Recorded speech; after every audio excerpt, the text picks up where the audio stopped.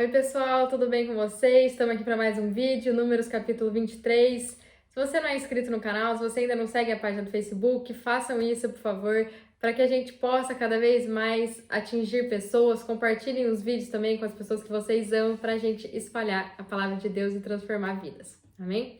Gente, no vídeo passado a gente falou sobre as más intenções de Balaque, rei de Moabe, onde ele chama Balaão, usando táticas contra a fraqueza do profeta, para que ele se levantasse, fosse até os filhos de Israel e os amaldiçoasse. A gente viu toda essa trama onde o Senhor precisou usar até a mula para falar com Balaão, para fazer entender aquilo que estava no coração dele, que ele estava andando segundo o seu próprio entendimento e desejo, pelas coisas deste mundo, para satisfazer a sua vontade, e que o Senhor não estava aprovando esse comportamento. No final do capítulo passado, nos fala que Balaque levou Balaão para o cume de Bamote Baal, onde ele conseguiria ver parte do povo, na esperança de que o profeta proferisse palavras de maldição para o povo de Deus, para que eles não tivessem força, não conseguissem derrotar Moabe. Aqui a gente vai ver que toda a estratégia de Balaque será frustrada, e a gente vai começar a ver as profecias de Balaão, onde ele abençoa o povo ao invés de amaldiçoar. A gente realmente consegue ver que o Senhor governa tudo e todos. Então Balaão disse a Balaque: edifica-me aqui 7 altares e prepara-me 7 novilhos e 7 carneiros.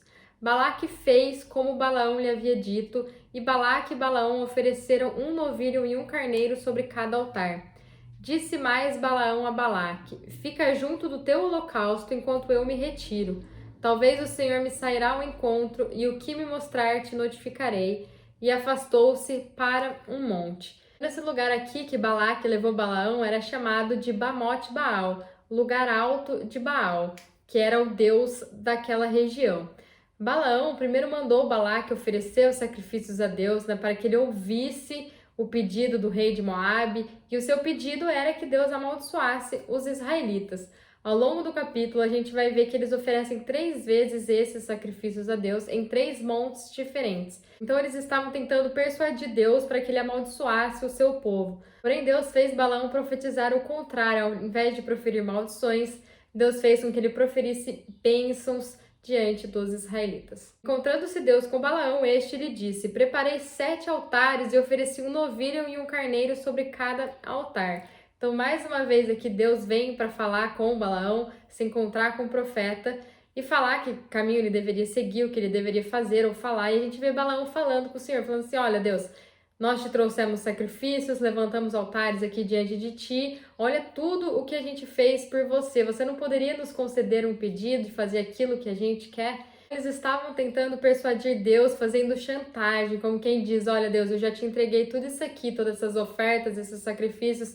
Agora, em troca, você poderia me atender? Você poderia, realizar o meu pedido? A gente nunca deve nos aproximar do Senhor entregando coisas, esperando receber de volta. A gente deve entregar coisas ao Senhor porque a gente é grato pelo que Ele já fez, crendo que Ele pode fazer novamente. Não porque a gente entrega que Ele vai fazer, mas porque Ele é poderoso e Ele pode nos abençoar se aquilo for da vontade dEle para as nossas vidas. Olha o que a palavra de Deus nos diz em Provérbio 21:3. Fazer o que é justo e certo é mais aceitável ao Senhor do que oferecer sacrifícios.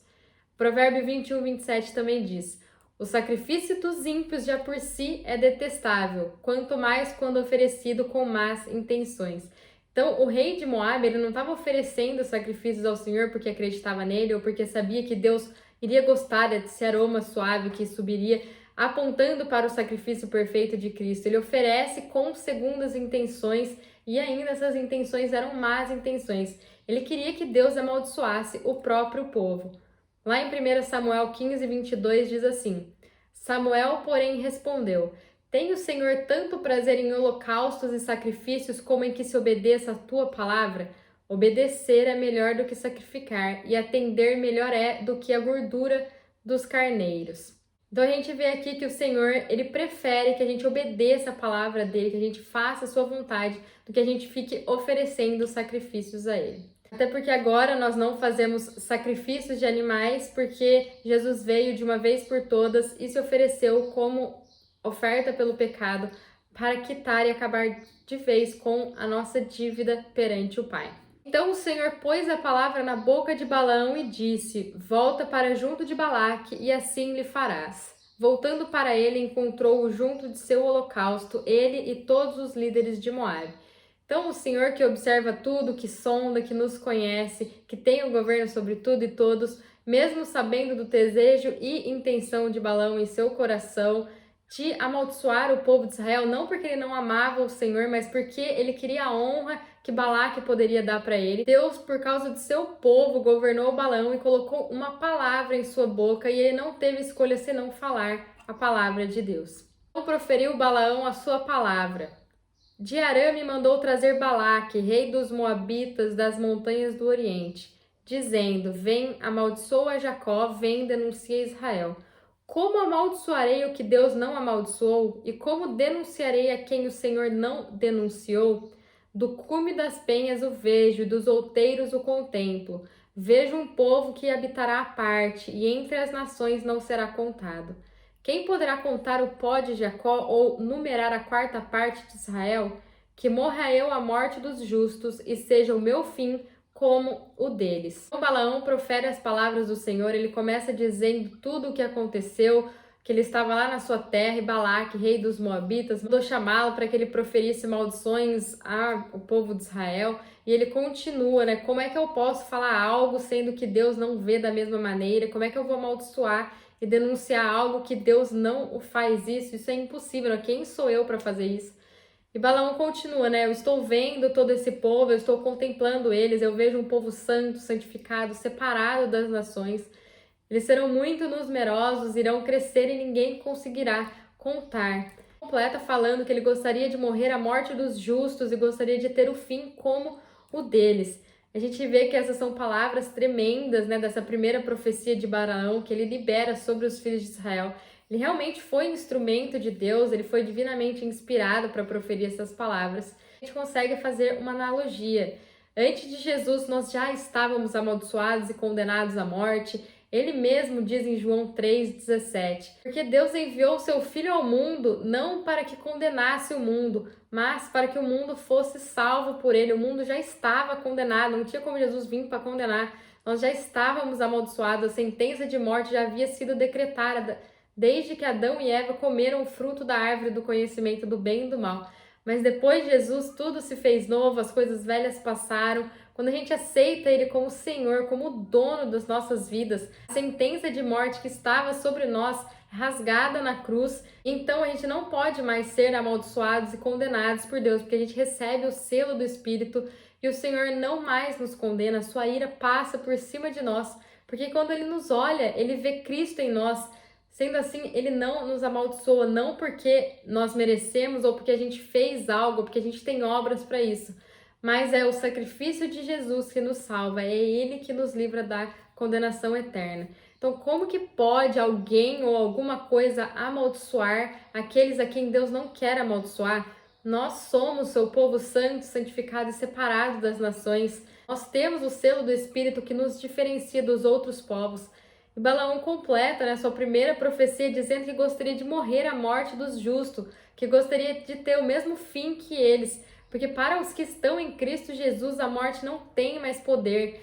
Nós, assim como ele, ressuscitaremos e viveremos eternamente com ele. Não porque merecemos ou somos especiais, mas porque a gente aceita o sacrifício que ele fez na cruz. E assim a nossa dívida com Deus foi quitada, foi rasgada. Então o Espírito Santo vem habitar dentro de nós, nos selando para o dia da nossa redenção.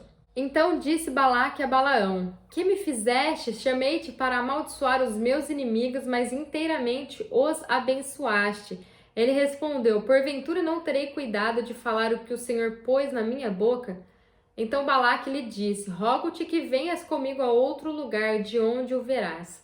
Verás somente uma parte dele, não poderá vê-los todo, e de lá amaldiçoa-o por mim. A relação de Balaque foi de choque, né, de horror. Ele havia levado Balaão ali para amaldiçoar Israel, mas em vez disso, Balaão o abençoa. Agora, não mais o inimigo pode nos condenar à morte eterna. Nós estamos em Cristo e ele sabe disso.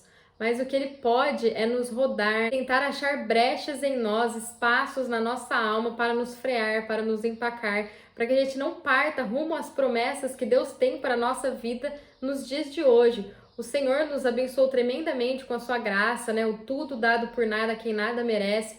nosso espírito nasceu de novo, mas ainda a gente precisa lutar contra a nossa carne caída, que quer a todo custo dominar a nossa vida. Então, se a gente não está firme em Cristo, em Sua palavra, a gente começa a deixar brechas. Isso faz com que o inimigo se infiltre em nós, lance seus dardos inflamados, faz com que a gente comece a ouvir os nossos corações, os nossos desejos, e a gente começa a nos afastar dos planos e dos caminhos de Deus para nós. A gente vai ver aqui até o final do capítulo que Balaque queria de todo jeito lançar uma maldição contra o povo de Deus, então ele percorre todo um caminho, ele leva Balaão em vários lugares, mas ele não foi bem sucedido. O Senhor estava ali fechando cada brecha onde o inimigo tentava lançar suas maldições. Assim o levou ao campo de Sofim, ao cume do monte Pisga.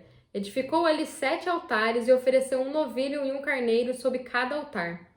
Então disse Balaão a Balaque: fique aqui junto do teu holocausto, enquanto eu vou ali ao encontro do Senhor.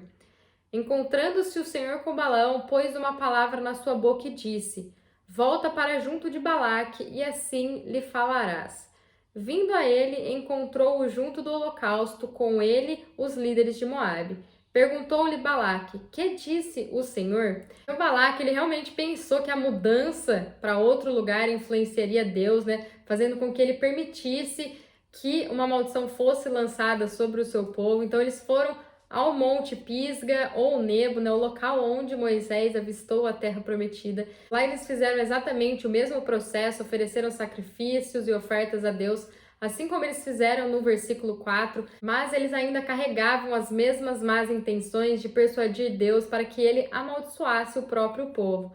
Então tudo aqui aconteceu exatamente como da primeira vez. Eles ofereceram sacrifícios, Balaão se afastou de Balaque, o Senhor se encontrou com o profeta e colocou uma palavra na sua boca para que ele voltasse e proferisse tudo aquilo que o Senhor havia dito na presença de Balaque e dos líderes de Moabe. Então proferiu a sua palavra: levanta-te, Balaque, e ouve, inclina os teus ouvidos, filhos de Zippor. Deus não é homem para que minta, nem filho do homem para que se arrependa. Porventura, tendo ele dito, não o fará? Ou tendo falado, não o realizará? Recebi ordens de abençoar, ele abençoou e não o posso revogar. Não vi iniquidade em Jacó, nem maldade observei em Israel. O Senhor seu Deus está com ele, e no meio deles se ouvem aclamações ao seu rei. Deus os tirou do Egito, as suas forças são como os do boi selvagem. Não há encantamento que possa contra Jacó, nem adivinhação contra Israel. Agora será dito de Jacó e de Israel: que coisas Deus tem feito. O povo se levanta como uma leoa, ergue-se como um leão, que não se deitará sem ter devorado a presa e bebido o sangue de suas vítimas. Balaão realmente expôs uma extraordinária verdade sobre o Deus de Israel. Deus não muda, Deus não mente, em Deus não há sombra de variação, não há dúvida. Deus abençoara Israel e Balaão era impotente diante desse fato, pois ele não tinha poderes, nem seus encantamentos poderiam trocar a bênção que Deus queria derramar sobre o seu povo por uma maldição. Deus havia visto muitos exemplos de perversidade, né, em seu povo durante todos esses anos no deserto. A gente falou sobre cada um dos acontecimentos. Simplesmente não havia qualquer tipo de feitiçaria ou magia que Balaão viesse a usar para destruir essa bênção divina. Nós que estamos em Cristo podemos ser estimulados por esta palavra. Deus não pode mentir, tampouco ele pode negar a promessa de vida a seu povo. Por isso nada, ninguém, nem mesmo nós, podemos nos afastar do amor de Deus que está em Cristo Jesus. E eu queria ler para vocês agora Romanos 8, 31 a 39. Cântico de vitória. Que diremos, pois, acerca destas coisas? Se Deus é por nós, quem será contra nós? Aquele que nem mesmo a seu próprio filho poupou, antes o entregou por todos nós, como não nos dará também com ele todas as coisas? Quem fará qualquer acusação contra os escolhidos de Deus é Deus quem os justifica. Quem os condenará? Pois é Cristo quem morreu, ou antes, quem ressuscitou dentre os mortos, o qual está à direita de Deus e também intercede por nós. Quem nos separará do amor de Cristo? A tribulação ou a angústia, ou a perseguição, ou a fome, ou a nudez, ou o perigo, ou a espada? Como está escrito: Por amor de ti, somos entregues à morte o dia todo, fomos considerados como ovelha para o matadouro. Em todas estas coisas, porém, somos mais que vencedores por aquele que nos amou. Pois estou certo de que nem a morte, nem a vida, nem os anjos, nem os principados, nem as potestades, nem o presente, nem o porvir, nem a altura, nem a profundidade, nem alguma outra criatura nos poderá separar do amor de Deus que está em Cristo Jesus, nosso Senhor. Então, quando nós estamos em Cristo, quando nós estamos nele, aceitamos ele como dono, como Senhor de nossas vidas, nada pode tirar isso da gente. Por isso que eu falo com grande convicção de que nada e nem ninguém pode tirar a sua salvação, pode tirar a sua vida eterna, porque ela está baseada naquilo que Cristo fez por você. Não estou dizendo que aquilo que você faz no seu corpo, a maneira como você age aqui, Deus não vai te julgar, porque todos nós passaremos no tribunal de Cristo e a obra de cada um será revelada, seja ela boa ou seja ela ruim, mas a sua salvação você tem. Por isso, nós agora precisamos buscar a nossa santificação, o processo de transformação da nossa alma que vem através da palavra de Deus, que vem através do fogo da palavra. Mas, se não acontecer nesta era, aquele que começou a boa obra vai terminá-la até o tempo de Cristo Jesus. Ou vai ser agora pelo fogo da palavra, ou vai ser durante os 7 anos da tribulação, onde o anticristo reinará aqui, ou será durante o milênio, onde Cristo reinará os 1000 anos aqui. Mas aquele que começou a boa obra vai cumprir e todos nós estaremos juntos. Aqueles que aceitaram Jesus, que proferiram ele como Senhor de suas vidas, estarão junto com ele no novo céu e na nova terra. Amém? Gente, eu quero explicar aqui um pouco mais profundamente os versículos 21 e 22. Como que a gente consegue conciliar o que é dito no versículo 21 com o fato óbvio, né, que os israelitas, eles tinham muitas iniquidades, que a gente já falou delas nos capítulos passados. Essa constatação, né, reconciliada, né, ela faz sentido pelo fato de que o povo redimido de Deus tem status duplos, vamos dizer assim, o nosso próprio status, quem nós somos e quem nós somos em Cristo, quem nós somos na sua obra. Então, todos nós temos defeitos, mas nós, na obra redentora de Deus e de Jesus, nós não temos defeito nenhum. Porque quando Deus nos olha, Ele não nos vê quem nós somos, Ele vê quem nós somos em Cristo. Então, ao dizer isso, a gente pode confiar no fato de que Deus já nos perdoou e quando Deus perdoa, Ele se esquece, Ele joga os nossos pecados no mar do esquecimento. Então, Deus nos colocou em Cristo e desde então, quando Ele nos olha, Ele vê Cristo em nós. Ainda assim, Cristo não tem pecado. Nós estando nele, também Deus não vê iniquidade em nós. Então, em Cristo, nós fomos escolhidos, redimidos, salvos da escravidão, da morte que a queda produziu. Portanto, de acordo com a perspectiva de Deus, nós já fomos resgatados da queda, da condenação e de nós mesmos. Deus certamente tinha motivos para dizer que ele não notou iniquidade em Jacó e nem viu maldade em Israel. Seu povo foi redimido e perdoado, portanto, Deus não poderia dizer que ele via iniquidade neles. Balaão, governado e inspirado por Deus, não teve alternativa senão declarar que Deus não percebeu essa iniquidade e essa maldade nos filhos de Israel. A parte B do versículo 21, Balaão também declara: Jeová seu Deus está com ele, e no meio dele está o clamor de um rei. Quem é esse rei? Acredito que, em última análise, a gente pode referir esse rei como sendo Cristo. Então, o clamor de Cristo, né, essa alegria desse rei estava neles. Então, eles clamavam aquele que morreu como cordeiro, mas ressuscitou como leão, como rei dos reis e senhor dos senhores, como aquele que havia os salvado e os livrado da maldição e os livrado da morte. No versículo 22, a gente tem a grande declaração de que foi Deus quem os tirou do Egito, nos tirou do mundo, não foi pelos nossos atos ou as nossas obras que nós fomos separados por Deus e alcançamos a vida eterna. Ela está baseada naquilo que Deus fez por nós através de Cristo Jesus. Deus enviou o seu único Filho para que ele pagasse a nossa dívida perante o Pai e a gente pudesse nos reconciliar e nos reconectar com o Pai novamente. Isso, Efésios 2, 8, 9 nos diz como a salvação de Deus nos vem. Portanto, pela graça sois salvos por meio da fé, e isso não vem de vós, é dom de Deus. não vem por intermédio de obras, a fim de que ninguém se orgulhe por este motivo. É dom de Deus e os dons de Deus são irrevogáveis. Amém? Então Balaque disse a Balaão: não amaldiçoarás nem o abençoarás. Balaão, porém, respondeu a Balaque: não te falei eu dizendo tudo o que o Senhor falar, isto farei? Então, logo após essa segunda bênção, lançada por Balaão sobre os filhos de Israel, Balaque pede para que ele fique neutro em relação aos filhos de Israel. Tudo bem, você não precisa nem amaldiçoar, mas também não abençoa. Como quem diz, fica na sua, porque até agora você não me foi útil em nada, Eu te trouxe até aqui para você amaldiçoar e você só declara bênção sobre esse povo. Quero atentar para o fato aqui sobre ser neutro, sobre ficar em cima do muro ou com os pés nas duas canoas, na canoa do mundo e na canoa de Cristo. A palavra de Deus é muito clara com relação a isso. Não podemos e nem devemos ser neutro. Na verdade, nada é neutro.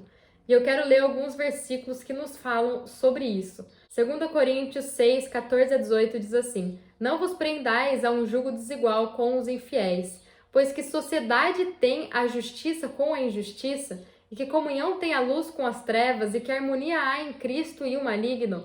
Ou que parte tem o fiel com o infiel? E que acordo tem o templo de Deus com os ídolos? Pois vós sois santuários do Deus vivente, como Deus disse: neles habitareis e com eles andarei, e eu serei o seu Deus e eles serão o meu povo. Pelo que saí do meio deles, apartai-vos, disse o Senhor. Não toqueis nada imundo, e eu vos receberei. Eu serei para vós pais, e vós sereis para mim filhos e filhas, diz o Todo-Poderoso. Mateus 12:30 diz assim: quem não é por mim é contra mim, e quem comigo não ajunta, espalha. Então, quem não é com ele é contra. Se você ficar no meio, você está indo contra, entende? Apocalipse 3, 15 a 16 diz assim: conheço as tuas obras, que não és frio nem quente. Quem dera fosses frio ou quente, porque és morno e não és frio nem quente, eu te vomitarei da minha boca, porque você é neutro, eu não consigo aguentar você. E isso é Jesus falando para a igreja de Laodiceia, para os filhos, para aqueles que aceitaram Jesus, para aqueles que receberam o Espírito Santo, mas que ficaram neutros, que começaram a aceitar as doutrinas do mundo. A gente não pode ser assim. Nós precisamos nos posicionar. Tiago 4,4 diz assim: adúlteros e adúlteras, não sabeis que a amizade do mundo é inimizade com Deus? Portanto, qualquer que quiser ser amigo do mundo, constitui-se inimigo de Deus. Aqui não está falando nem aquele que é amigo do mundo, aquele que quiser ser amigo do mundo, que quiser as doutrinas e os princípios do mundo, que ficar no meio a meio ali, é inimigo de Deus. Ou é um, ou é o outro. A gente não precisa nem falar mais nada, Esses próprios versículos, eles se conversam e eles explicam que não tem como ser neutro com Deus ou ficar nesse meio termo, ou é um ou é o outro, que a gente sempre escolha o caminho do Senhor, obedecer e fazer a tua vontade. Disse mais Balaque a Balaão: ora vem e te levarei a outro lugar, talvez de lá parecerá bem aos olhos de Deus que o amaldiçoes. E Balaque conduziu Balaão ao cume de Peor, que domina o deserto. Disse Balaão a Balaque: edifica-me aqui 7 altares e prepara-me 7 novilhos e 7 carneiros. Balaque fez conforme Balaão lhe dissera e ofereceu um novilho e um carneiro sobre cada altar. Então, nesses últimos versículos aqui nos falam exatamente o que foi dito nos versos 1 a 6 e 14 a 17. A gente vê o inimigo do povo de Deus levando Balaão para um outro monte, na expectativa de agora conseguir uma brecha, de agora Deus se agradar com os sacrifícios que eles estavam oferecendo e permitir que o profeta amaldiçoasse o seu povo. Nós veremos essa terceira profecia no capítulo 24. Amém? Fiquem com Deus e até o próximo vídeo.